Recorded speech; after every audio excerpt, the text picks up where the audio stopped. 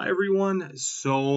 Um, Today, what I will be talking about is AI and how it is affecting the classroom negatively. So, this is obviously revolving around ELA as my subject, but this can really broach any other subject within a high school classroom, middle school classroom, you name it. So first of all, in specific, we're talking about generative AI, artificial intelligence. What is generative AI? Well, artificial intelligence, in this case, generative artificial intelligence, is capable of generating text, images, videos, or other data using a generative model, often in response to prompts. So, most of us in education have probably heard of AI, of course, but this is relatively new within the past few years that this has really taken off and is just just in a few years this is encroached on classrooms, college campuses, a bunch of different institutions of education. So obviously, what this does, what the risk here is academic dishonesty is is my main point for today. So I'm gonna go and show you guys the ways this is being used in the classroom, and I'm gonna give you actual demonstrations. So I want to preface before I go any further that I don't want to be a naysayer in this, but I think there is a broad discussion around this where it is almost always positive. And that is kind of what I want to avoid. I got the chance to attend a conference this last Friday about AI, and it was spoken about just in rose colored glasses with only a few people that kind of wanted to say, hey, let's pump the brakes on this. And we have to learn more about it. We have to, if this is going to be something we integrate in schools, it has to be something very, it has to be measured.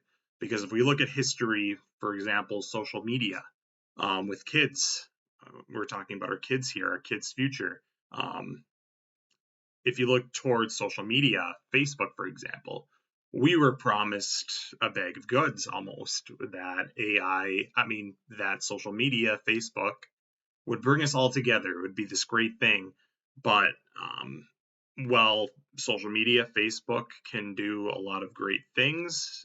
It hasn't been used for the greatest things and it's almost become it has become this force that is sending out misinformation. It's doing the opposite of bringing us closer together. It's dividing us. It is an addiction for our kids, just not Facebook, but Snapchat, Instagram, you name it. So it's really become this detriment, really, in my opinion, to our kids.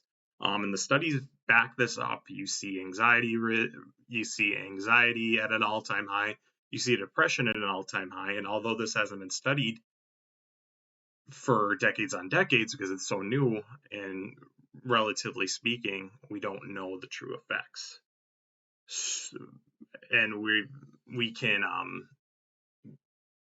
with the studies we can kind of see that social media at least has partially to do with this. So um so for example, I want to show you guys a few different uses that this can be used for cheating. So I've had the pleasure of working with um, I've had the fortune to work at a school district as a long-term sub, so I've gotten to actually teach for this past semester 10th grade English. So the other day I assigned a paper. We watched The Dropout, which is about Elizabeth Holmes. She was the CEO of Theranos. She said she claimed that this device can take just a pin drop of blood and do all these sorts of blood tests. It was going to revolutionize everything, but it ended up not being true. and we ended up watching the Hulu limited series that was based on this and was excellent. But I assigned a paper. So this is the prompt for this assignment. I actually had them handwrite it because I'll go into this a little bit later. I want you to handwrite a minimum of 2 pages that both highlight examples of the good for the world that Holmes originally set out to do, and then the grave mistakes she made. Additionally, I want you guys to write about why you think she did what she did and back up your thoughts with examples from the show. To help you think about her childhood, the pressure that her parents put on her, etc. Finally, I want you guys to take a personal stance on Holmes. Do you have sympathy for her? Do you believe she got what she deserved, or do you fall somewhere in between? So I am going to be using Microsoft's AI model. So I already kind of tested this out, but just so you guys can see just how quick this can be, I'm going to paste in the prompt, and then I'm going to go ahead and submit it.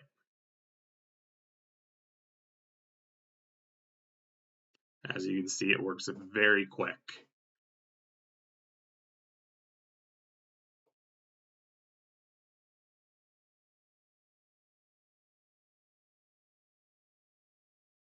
And it is literally in about a minute constructing a essay that, if you look at it, just for time's sake, we'll just scroll a little bit.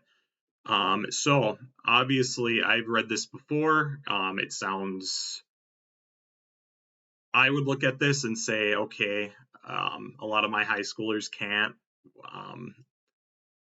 write this well quite yet. So what I'm going to do is I am going to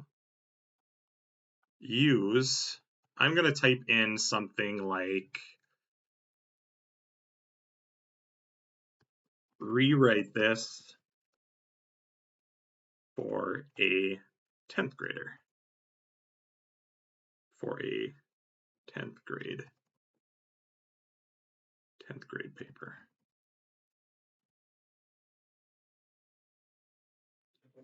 So I put in that.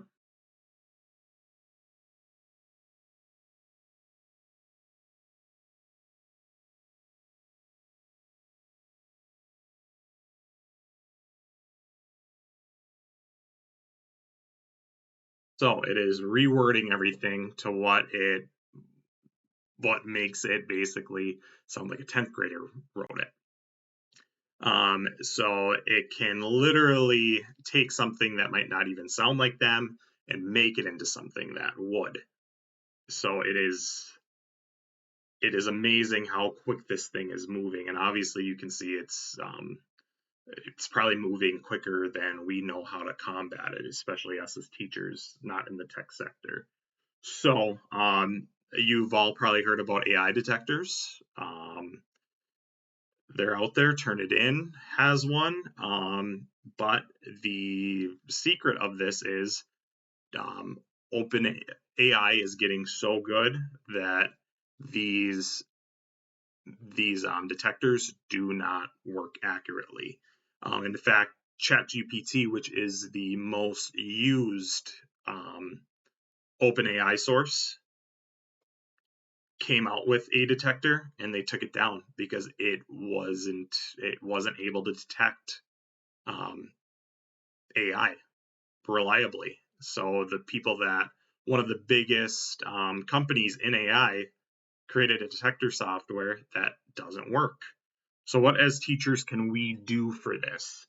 So there's a few different suggestions. As you saw with my final paper assignment, I had them handwrite it.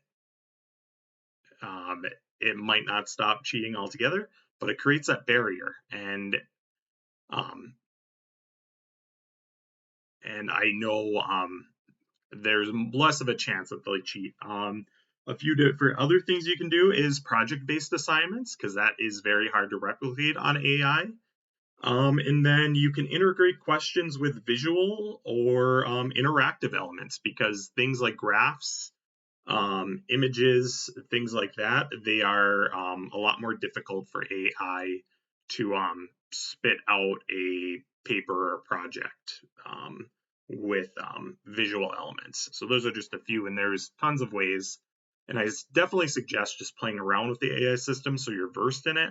So when a student possibly does use it to cheat, you can just be more familiar and be more likely to be able to catch catch those catch those technology abuses. But thank you so much for giving me your time, and everyone have a great rest of your semester.